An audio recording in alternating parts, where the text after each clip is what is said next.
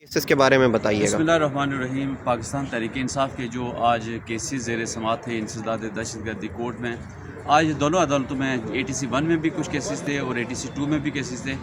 ATC 2 میں چونکہ زیادہ کیسز ہیں، ان کے حوالے سے میں تھوڑی سی تفصیل بتا دوں۔ 714 نمبر مقدمہ، یہاں پر یہ صرف بیل پٹیشن تھی، BBA تھی اعظم صفاتی صاحب کی۔ یہ 26 نمبر احتجاج کا کیس ہے۔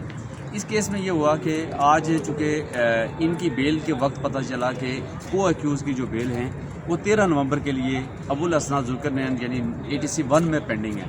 تو یہ چونکہ دو مختلف عدالتوں میں مختلف ایک ہی FIR کے کیسز سے فیصلہ نہیں ہو سکتے، جس کی وجہ سے ان کو کمبائن کرنے کے لیے 13/11 کے لیے اس کو ملتوی کر دیا گیا، اور یعنی اعظم صفاتی صاحب کے کیس میں توسیع کر دی گئی ہے ضمانت میں 13/11 تک۔ اس کے ساتھ ساتھ مقدمہ نمبر 1377، یہ تھانہ شہزاد ٹاؤن ہے۔ اس کیس میں صرف 2 لوگوں کی حد تک ایشو بنا تھا، وہ تھا اشتیاق مہربان اور اخلاق مہربان کے حوالے سے، چونکہ ایک اس میں سے بیل پہ ہیں اور ان کی ابھی تک چلان چونکہ آ نہیں سکتا جب تک بیل کنفرم نہیں ہوتی، بیل پینڈنگ ہے، تو ان کی حد تک انہوں نے آرڈر لکھوایا کہ ان کے حوالے سے ابھی ان کو طلب نہیں کیا جائے گا۔ البتہ جو دوسرے بھائی ہیں ان کی حد تک میرے خیال میں شاید جو بھائیوں کھڑے تھے انہوں نے یہ کہا تھا کہ ان کو اشتہاری کر دیا گیا ہے، لیکن تھانے سے ان کو اشتہاری کیا گیا، وہ انہوں نے بیل نہیں کروائی گئی۔ یہ کیس 4/11 کے لیے ملتوی کر دیا گیا۔ اس کے ساتھ ساتھ مقدمہ نمبر 1579، یہ ATC 2 میں ATC 1 میں یہ کیس تھا۔